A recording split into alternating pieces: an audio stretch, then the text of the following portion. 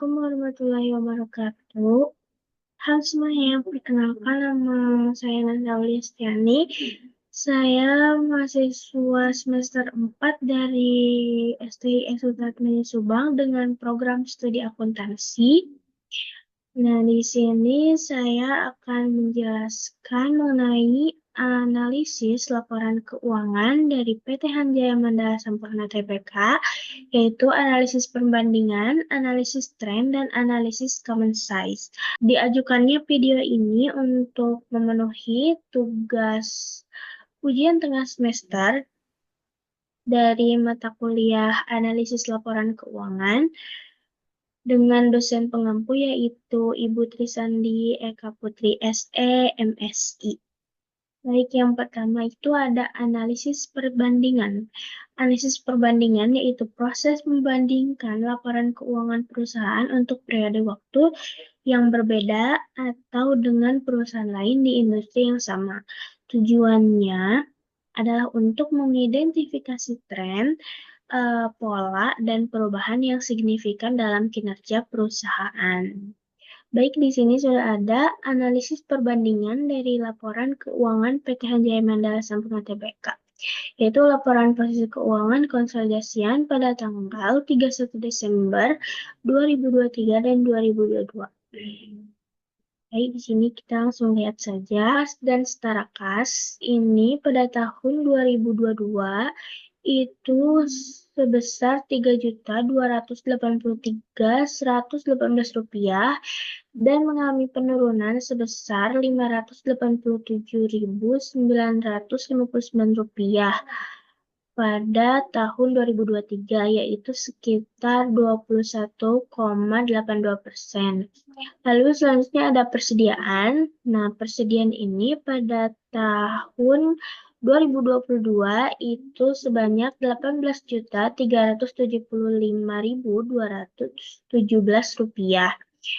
dan ini mengalami peningkatan pada tahun 2023 yaitu sebesar Rp638.800, sekitar 3,36%. Dan selanjutnya itu ada uang muka untuk akuisisi aset tetap. Itu pada tahun 2022 itu sebesar Rp1.280.099 dan mengalami penurunan pada tahun 2023 yaitu sekitar Rp960.388 atau setara dengan 300,39%. Lalu ada pajak penghasilan badan. Pada tahun 2022 itu sebesar Rp841.170 dan mengalami penurunan pada tahun 2023 yaitu sekitar Rp146.119 atau setara dengan 21,02%. Lalu selanjutnya ada liabilitas pajak tangguhan itu pada tahun 2023 sebesar Rp4.842 dan mengalami peningkatan pada tahun 2023 menjadi Rp6.496 atau sekitar 25,46%. Selanjutnya ada liabilitas pajak tangguhan pada tahun 2023 jumlahnya Rp4.842 dan mengalami peningkatan sebesar Rp1.654 atau sekitar 25,46%. Lalu selanjutnya di sini ada laporan laba rugi dari PT Hanjaya Mandala Sampurna Tbk untuk tahun yang berakhir pada tanggal 31 Desember 2023 dan 2022. Nah, di sini yang pertama ada penjualan bersih. Nah, penjualan bersih pada tahun 2022 itu sekitar Rp111.211.321 dan mengalami peningkatan sekitar 4.772.063 rupiah. Penjualan bersih pada tahun 2022 itu sebesar 111.211.321 rupiah atau setara dengan 4.772.063 rupiah dan persentasenya menunjukkan 4,11%.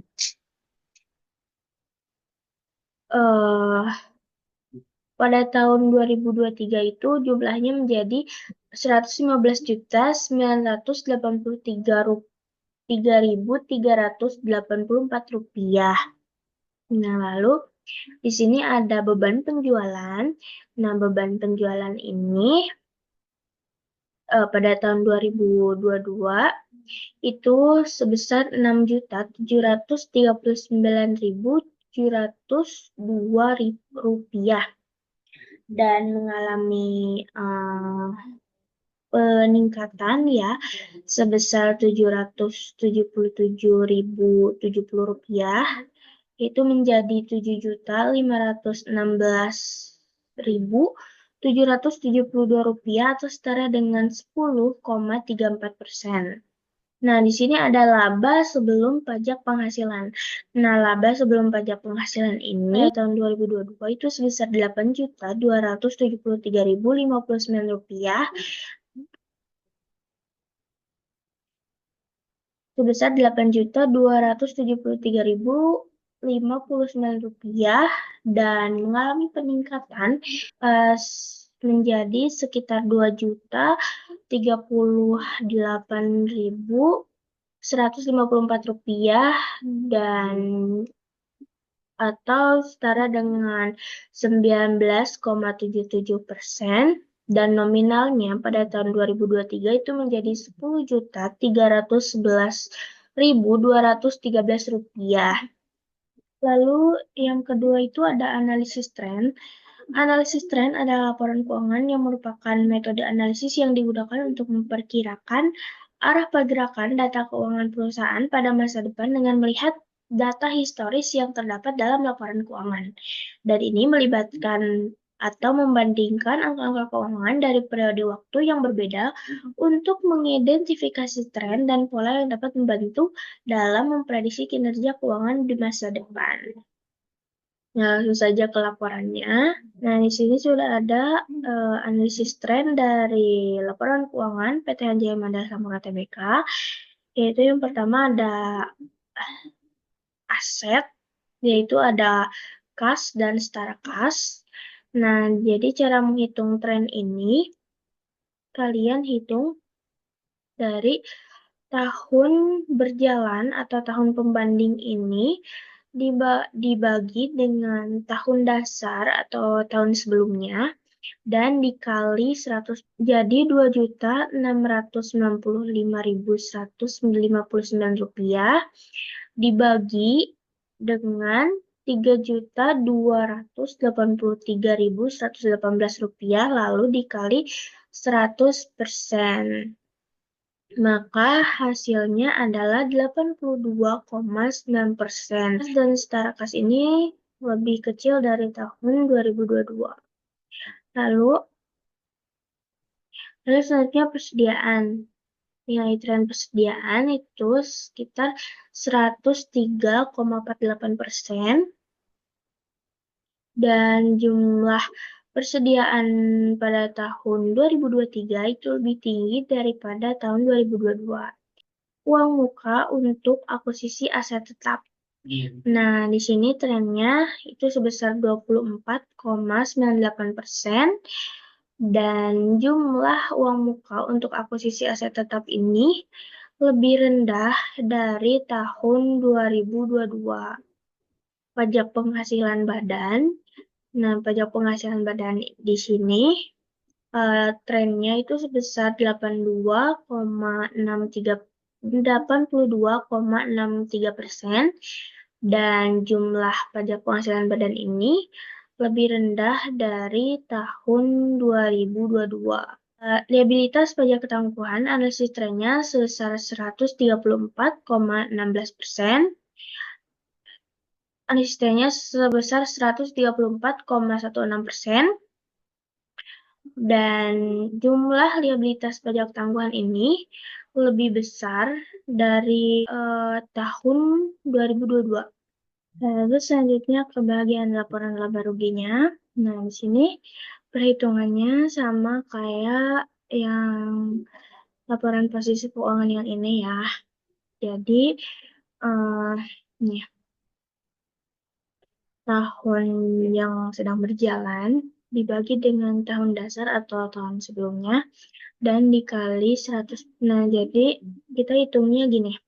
115.983.384 rupiah itu dibagi dengan 111.211.321 rupiah dan dikali 100%.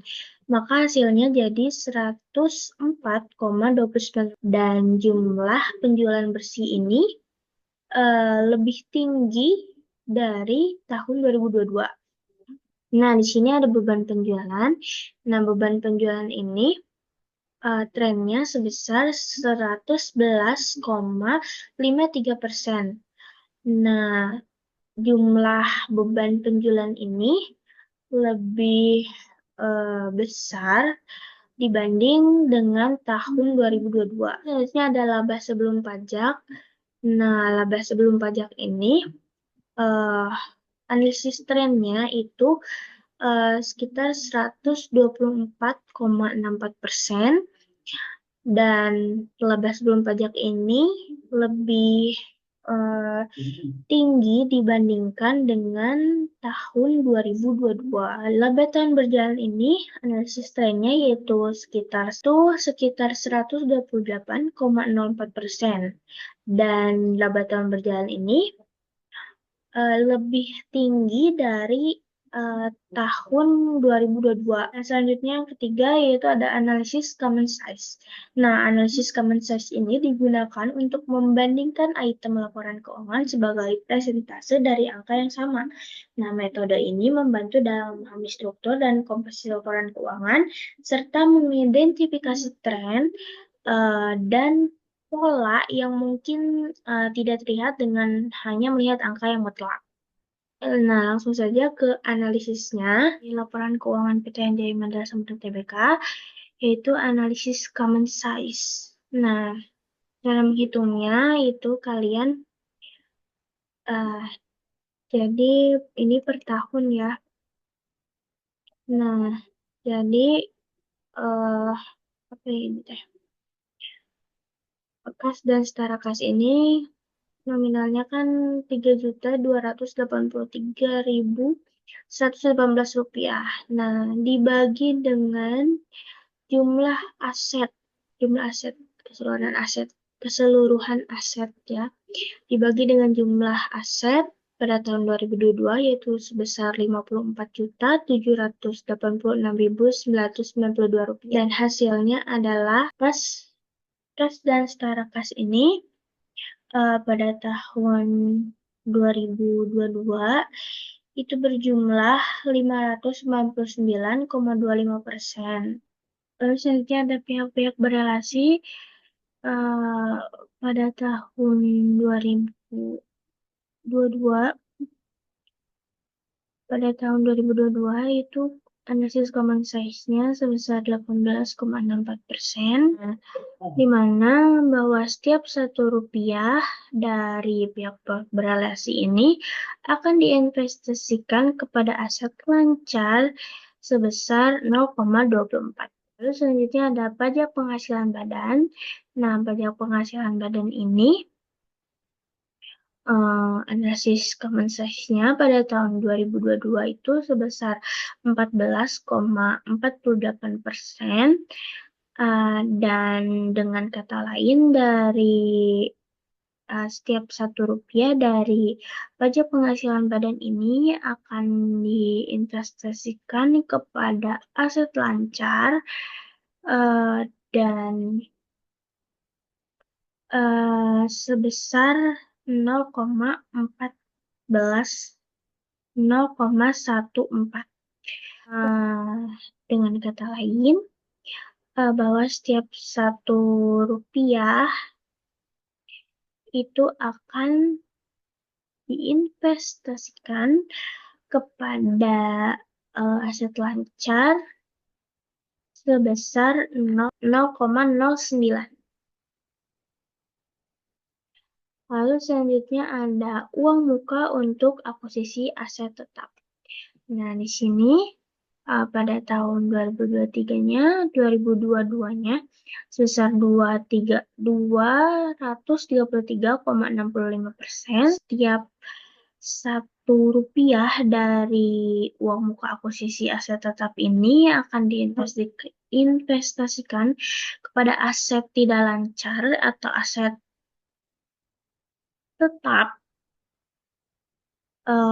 sebesar 0,233, dan selanjutnya pada tahun 2023 itu ada analisis common size-nya sebesar 57,80%, yang dimana pada setiap 1 rupiahnya dari uang muka akuisisi aset tetap ini akan diinvestasikan pada aset tetap atau aset tidak lancar, yaitu sebesar 0,58.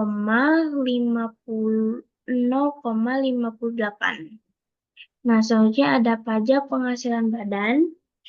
Di sini pada tahun 2022 itu sebesar 153,53%, dan setiap 1 rupiah dari pajak penghasilan badan ini akan diinvestasikan kepada utang pajak sebesar 1 rupiah.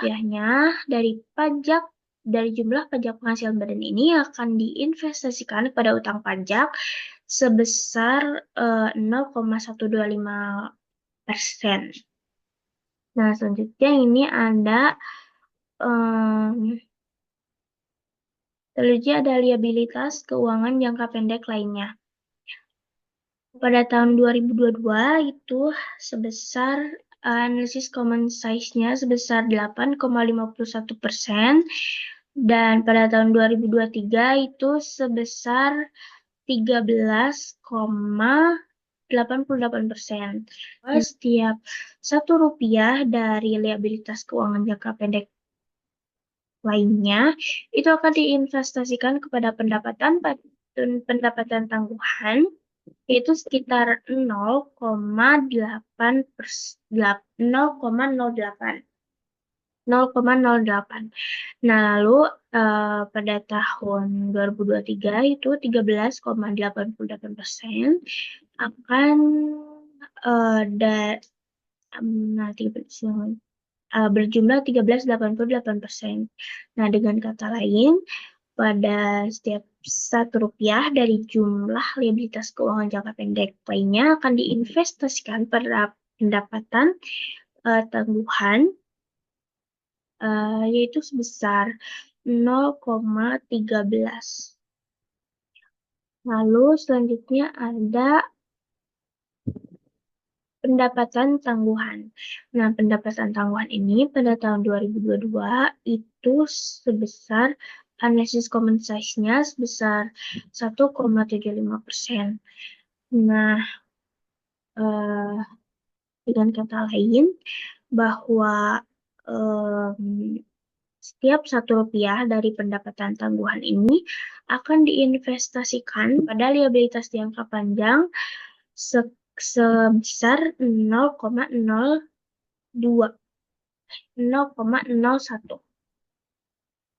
Lalu selanjutnya pada tahun 2023 itu ada analisis common size-nya sebesar 0,50%, dan dengan kata lain, setiap 1 rupiah dari pendapatan tangguhan akan diinvestasikan kepada liabilitas jangka panjang, yaitu sekitar sebesar 0,01%. Ya, sekian yang dapat saya sampaikan. Kurang lebihnya mohon maaf. Eh, Terima kasih sudah menyimak video ini. Wassalamualaikum warahmatullahi wabarakatuh.